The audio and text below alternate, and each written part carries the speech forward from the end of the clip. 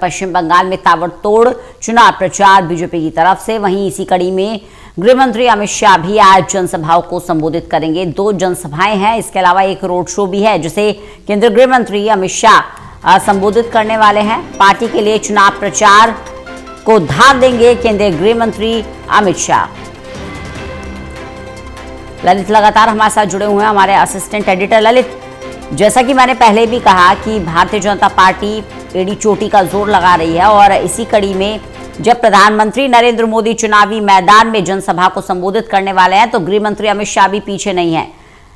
बंगाल के दंगल में गृह मंत्री अमित शाह भी पूरी जोर आजमाइश कर रहे हैं। देखिए, भारतीय जनता पार्टी में कहा जाता है कि परिश्रम की पराकाष्ठा करनी है और कुछ वैसा ही यहाँ पर नेता करते हुए दिखाई दे रहे हैं। जिस तरीके से बंगाल में इलेक्शन हो रहा है, एक तरफ ममता बनर्जी की सेना लगातार जुटी हुई है अपना चुनाव प्रचार करने में, वहीं दूसरी तरफ भारतीय जनता पार्टी भी लगातार चुनाव प्रचार कर रही है। प्रधानमंत्री नरेंद्र मोदी, गृह मंत्री अमित शाह, नितिन नवीन, इसके अलावा बीजेपी के सभी बड़े नेता और कई राज्यों के मुख्यमंत्री, उप मुख्यमंत्री सभी लोग चुनाव प्रचार में जुटे हुए हैं। और भारतीय जनता पार्टी की कोशिश है कि इस बार बंगाल को एक साइलेंट तरीके से जीता जाए और जिस तरीके का चुनाव प्रचार हमने पिछले चुनाव में देखने को मिला था, उससे अलग तरीके का चुनाव प्रचार इस बार हमें बंगाल में देखने को मिल रहा है। आज गृह मंत्री भी 2 रैलियों को संबोधित करने वाले हैं और एक रोड शो करने वाले हैं।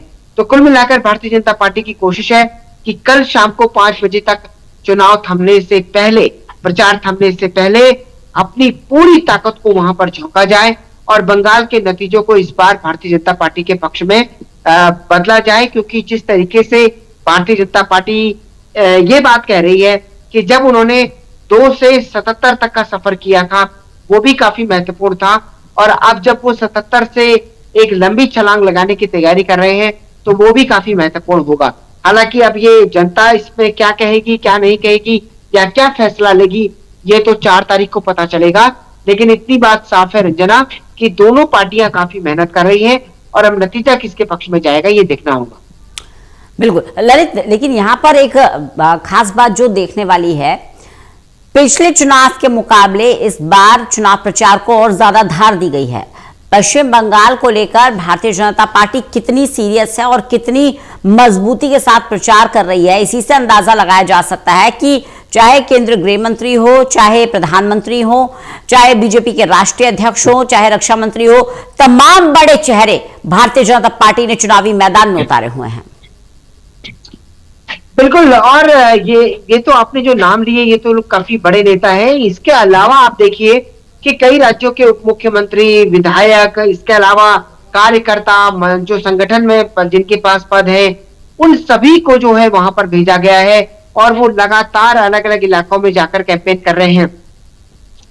सबसे बड़ी बात यह भी है कि जिस तरीके से कई इलाकों में हमने हिंसा देखने को मिली मतदान के दिन, वो भी अपने आप में यह बताता है कि एक विपरीत परिस्थिति है वहां पर भारतीय जनता पार्टी के नेताओं के सामने और कार्यकर्ताओं के सामने कि इस तरीके के माहौल में चुनाव प्रचार करना वो कर रहे हैं। लेकिन बावजूद उसके अब क्या नतीजा इस बार आएगा ये तो 4 मई को पता चलेगा। लेकिन भारतीय जनता पार्टी ने इस बार जो मैन टू मैन की मार्किंग का एक तरीके से वो कहा है और जिस तरीके के इंतजाम किए गए हैं, सुरक्षा एजेंसियां हो या फिर सेंट्रल फोर्सेस हो, लगातार वो काम कर रही हैं। इसके अलावा कल चुनाव आयोग ने एक बड़ा एक्शन लेते हुए 3 अधिकारियों को भी सस्पेंड किया है क्योंकि उन्होंने सुरक्षा को लेकर काफी इंतजाम को सही तरीके से नहीं किया।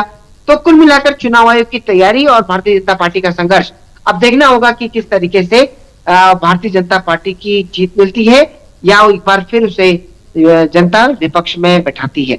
चलिए, बहुत बहुत शुक्रिया ललित हमारे साथ जुड़ने के लिए, इस खास जानकारी के लिए।